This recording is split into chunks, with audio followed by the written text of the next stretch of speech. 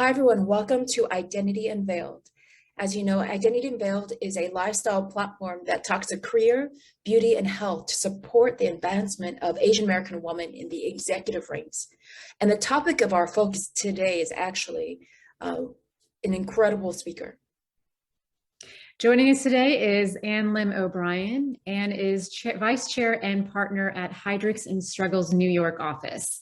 Heidrick Struggles is the premier provider of senior level executive search, culture shaping, and leadership consulting services. They serve more than 70% of the Fortune 1000 with clients in virtually every industry and sector around the globe. Anne has more than 30 years of executive search and talent consulting experience and partners with CEOs and boardroom clients globally to solve their governance and C-suite leadership needs. Throughout her career, Anne has held a special interest in boardroom and leadership effectiveness, board and CEO succession, and recruiting next generation leaders, especially in diversity talent, women, and internationally experienced executives. Thank you, Anne, for being here today with us. Thank you, Shweta and Diane. Pleased to be here. Well, we're going to jump right into our first question. What are the qualities or skills that distinguish female executive talent from managerial level talent? Shweta, there are certainly qualities that separate executive from managerial talent, generally speaking. However, when you add the gender dimension to your question, it really gets very interesting. Generally speaking, the key difference is in the balance between the soft skills and the hard skills that you bring to the executive role versus a managerial role. It becomes that much more important. It is the combination of strengths in both character and competence. The question on executive level talent is very much about whether someone can be a good or, better yet, a great leader. And while this is not as easy to come by as one may think, leadership, especially people leadership, really separates the good from the great executives. Certainly, you have to have the competencies, the capabilities, and the know-how to do the job.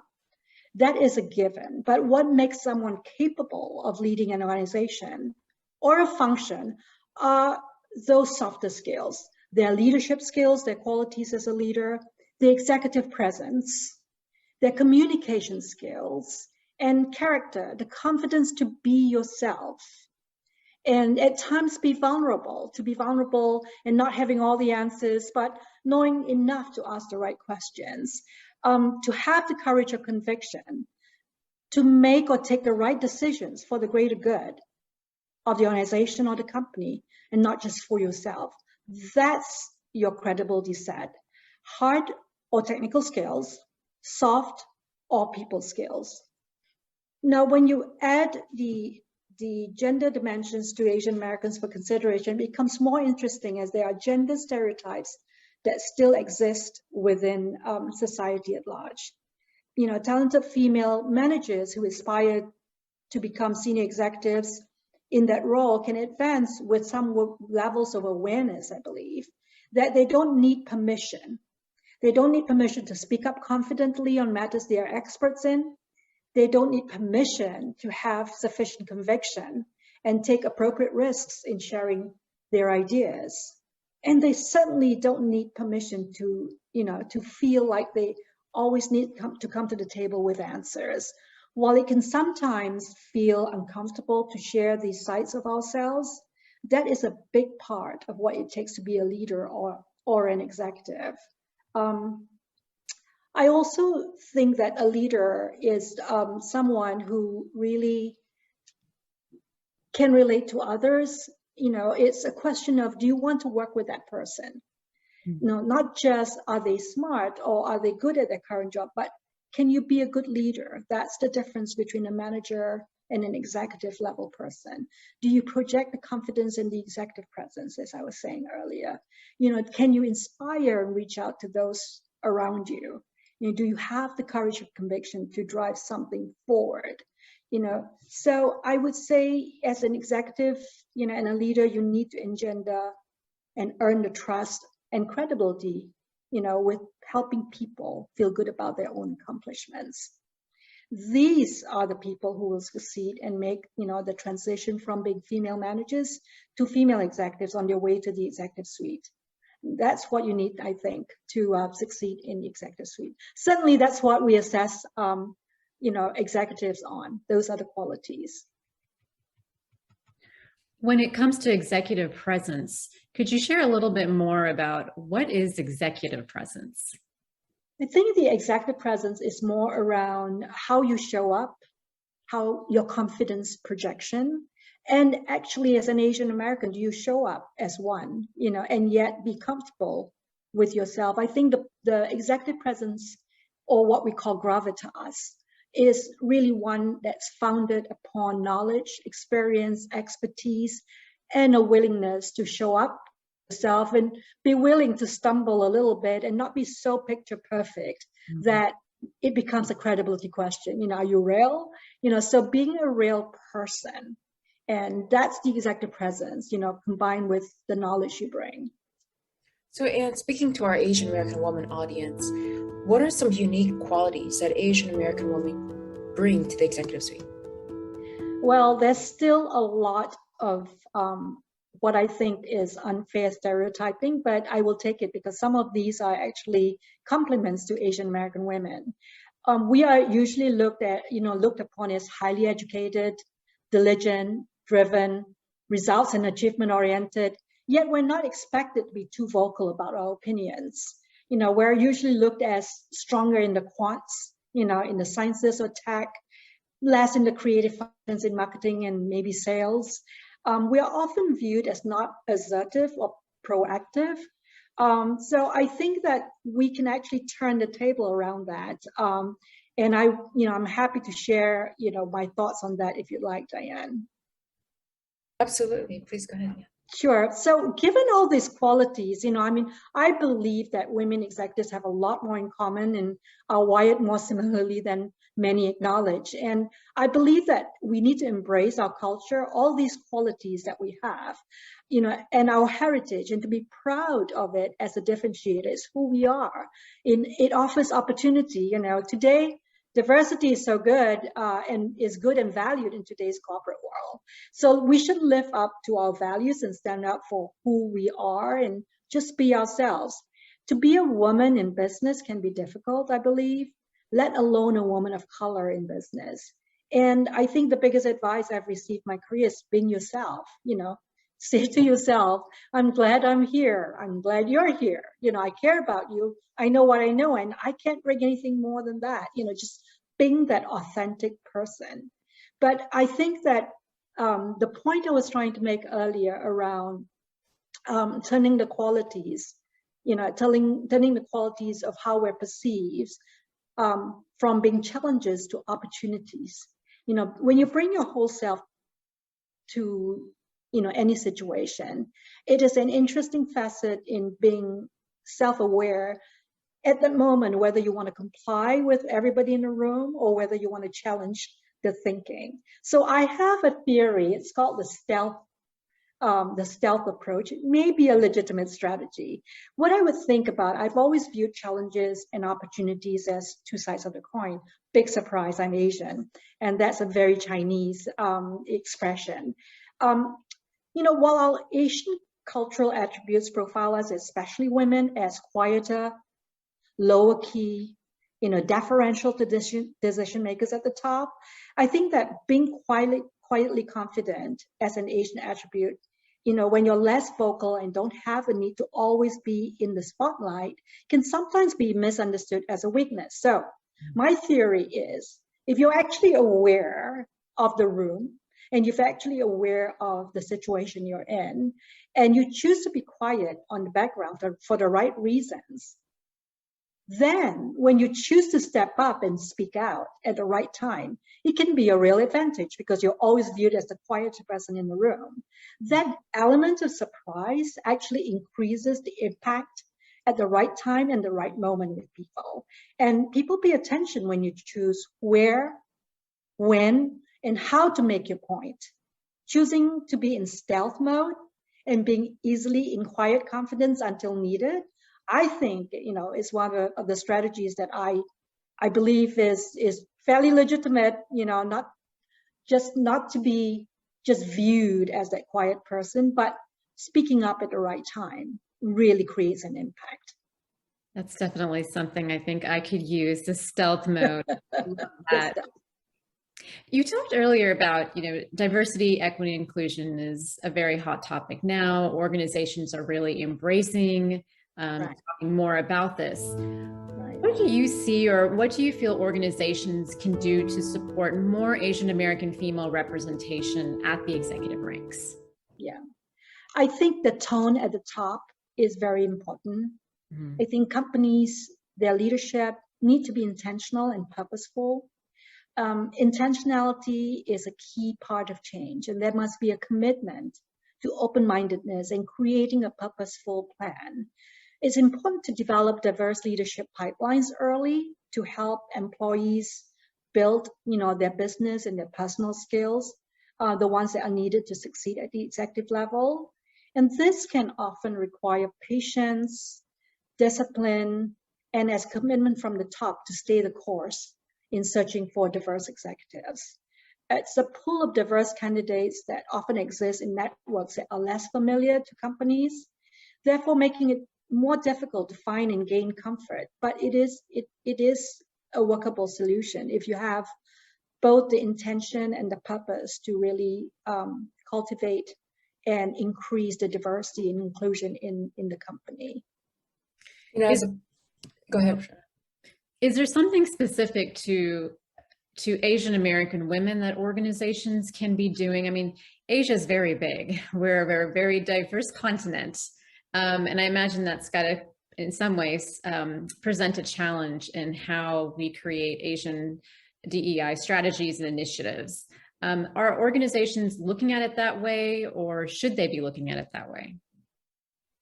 I think that Asian Americans, and especially women, can unfortunately be viewed in the group of the model minority, therefore viewed as less needy of help, support, and so there definitely can be one size fits all in terms of looking at Asian Americans versus the multi-segments, for example, I think that we are looked upon as great engineers or technologists because there is a fantastic cohort in Silicon Valley that, that has that.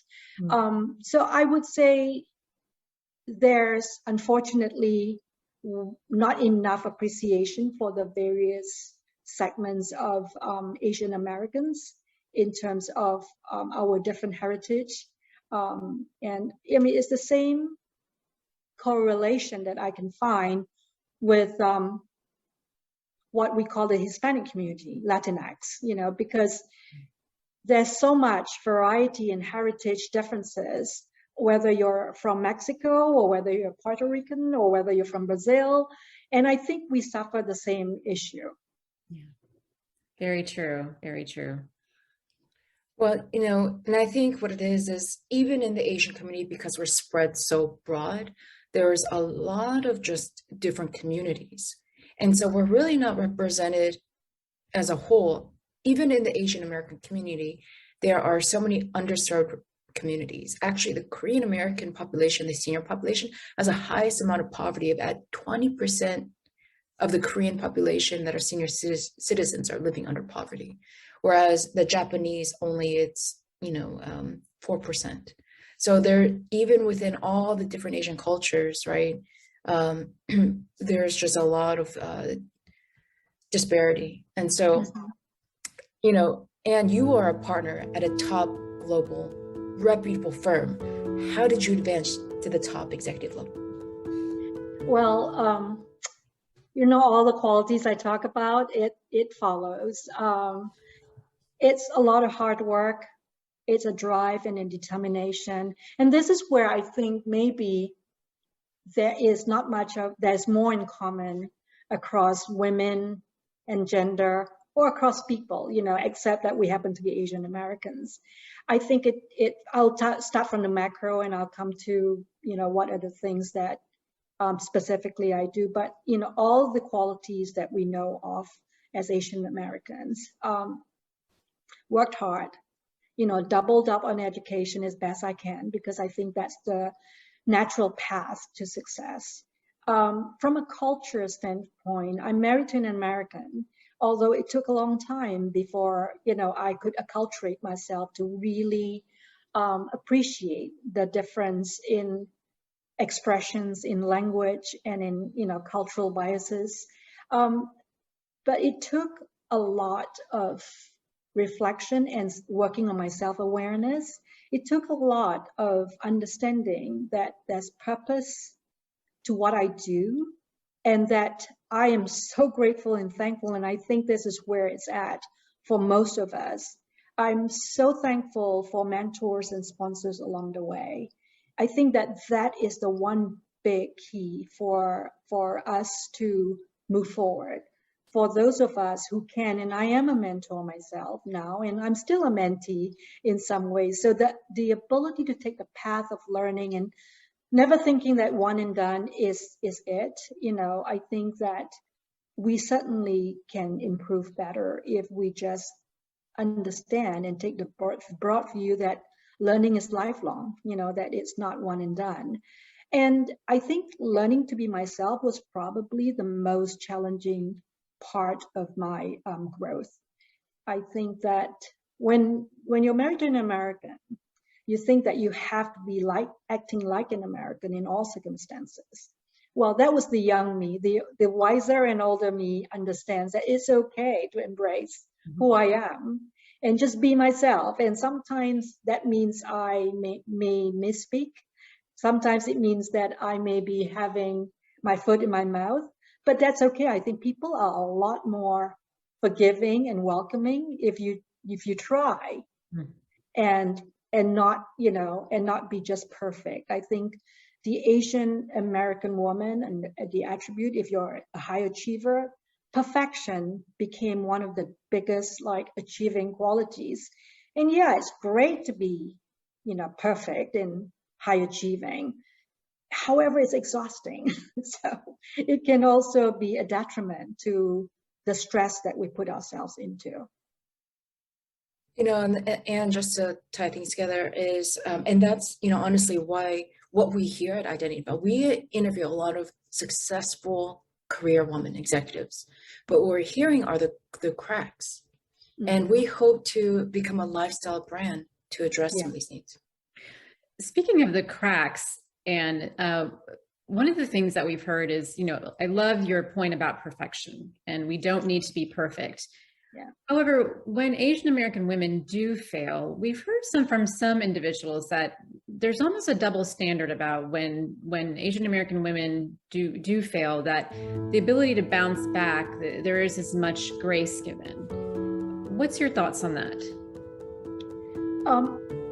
Look, I think that is not necessarily an Asian American attribute.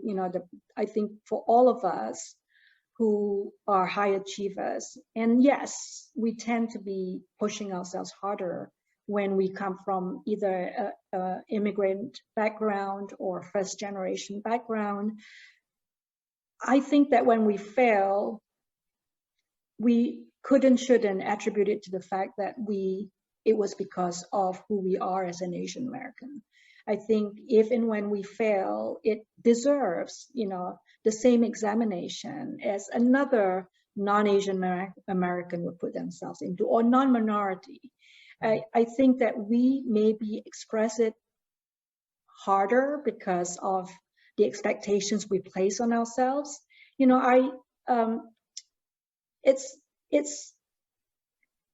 It's a cultural gene, I think, that we have that causes us to feel that way or to be that way.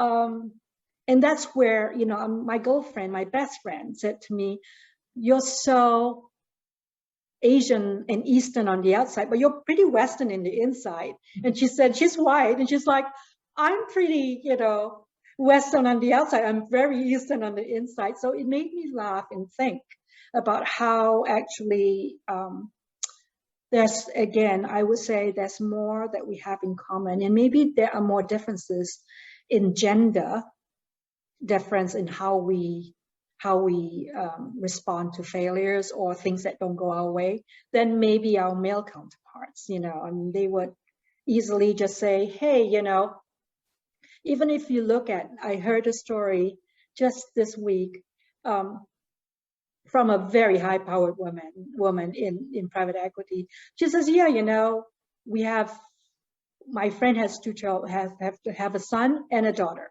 The son, when he failed, you know, his SAT or GMAT, this is a 12-year-old actually. So you know, for the entry level into secondary school, he just says, yeah, I guess, you know, they just didn't care about my response, you know. And the girl's like, oh my gosh, I failed in the way I answered that. Maybe I should have done this or that. Whereas, you know, I'm going to do this over. What the son said was, well, I guess I didn't like my answer to the question about Trump. So I didn't get into the school I wanted to. And then the female counterpart said, oh my gosh, I must not have studied hard enough. I must not have done the things that I needed to do to prepare for that question. So I think that it may be a gender wiring more than perhaps a woman Asian American wiring, a cultural wiring, you know, in terms of our backdrops. Because I'm sure if we were all high achieving women, if we were all put to that question, we would all have remembered how often we just absolutely stressed out about not having the perfect answer to the question, or the perfect scores, or the perfect meal, you know, or the perfect something. I think that perfection is great, but sometimes it can be so exhausting that it just is not necessary. And there's the Western side of that view, which is what's good enough. You know, is it good enough? And does it keep everybody happy and going forward? Love that. Just one last question, because of what you do and where you're at. Are you seeing, when you work with CEOs or requests for more boardroom executives, are you seeing more women, more requests for Asian American women representation at the board level or at the executive level? What we have received is an extraordinary amount of diversity board candidate requests. We have, you know, when Black Lives Matter happened last year, along with the ESG factor in the boardroom, it really has absolutely increased the level of requests for females as well as people of color. However, I think what we also try to help boards understand is diversity can be achieved in in experiential or cognitive diversity versus just ethnicity or gender. At the same time, because it's counted and it's measured, you know, some countries have counted it and measured it, and today even NASDAQ has put their quota on, and California rules. So we have received an amazing amount of requests for female and people of color. So when it's a double diversity, is even more important to pay attention to. So yes, the answer is we have received a high share of requests for diversity in the boardroom. You know, and as I'm also living in New York, we see a huge increase, unfortunately, in Asian hate, especially targeted for females. How do you feel walking around New York? What are your thoughts? You know, when the Atlanta event happened, it was the first time that I felt very conscious of the fact that I'm an Asian American woman. And being in New York, it's even more pronounced in terms of some of the incidents that have happened, you know. And, you know, we all love Manhattan. It's street level action, and we have to feel like really good walking around. But it was the first time I felt two things. One is I felt conscious of being an Asian American woman. And because they can't tell if I'm Chinese or Korean or Japanese, it almost didn't matter. But part of that was, I think, aimed at Chinese, because of the COVID, I think, partly because of the COVID happening, and thanks to, President Trump's own allegations that came from, China, and that we are responsible for spreading it. It's furthest from the truth, right? Because Diane, we are, I'm not sure if you're first generation or second, but it's furthest from the truth, yet I felt unsafe. And I felt actually upset and quite angry. And for the first time, it did become a catalyst for my seriously paying attention and giving back to Asian American causes. I'm part of AAPDC and I'm part of Ascent Pinnacle. Those are real, kind of real organizations in terms of special interests that really is helpful for advancement of Asian Americans in business. So I'll just say, and I'll let Shweta close out after this is, we have seen Black Lives Matter. We have seen George Floyd, and post the reaction of, for example, in my world, the finance world, billions of dollars being deployed for BIPOC founders. When are we going to see, is it going to take another killing? We hope not, for Asian American female to see that effect in the Asian community. So that's what I'll close out with. But I hope that we get the special attention that we deserve. Being, kind of considered the model minority has really disadvantaged Asian Americans. And I think that given the Atlanta event, there was a lot more attention, offered and provided, from celebrities right through to, educational institutions. It's a hope. And I know I have always remembered that hope is not a strategy, but it is a hope. But the strategy can come with a lot more community advancement for Asian Americans. And you're right, Shweta, I'll bring you right back to, there are so many different segments of Asian Americans. And I think the awareness that we can put out there of special interest groups under the Asian American umbrella would be as important as not, because there are, I think, different needs in different segments, and there are different levels of accomplishments in different segments. So I think it will take a lot in the different sectors, from governmental to business to the political arena, in terms of all the educational institutions, in order to advance Asian Americans to where I think it should be. But it requires leadership. It requires someone to care enough, for us to advance the cause. Well, thank you, Anne, for joining us today and for caring enough to share with us your experiences and your expertise. And we hope that this provides some light into the hard yet complicated and very dynamic path that women, and Asian American women specifically, have to go through to achieve what you have achieved in the executive ranks. So be sure to connect with us at Identity Unveiled on our social media platforms. You can also learn more about us on our website at identityunveiled.com. We will see you next time. Thank you.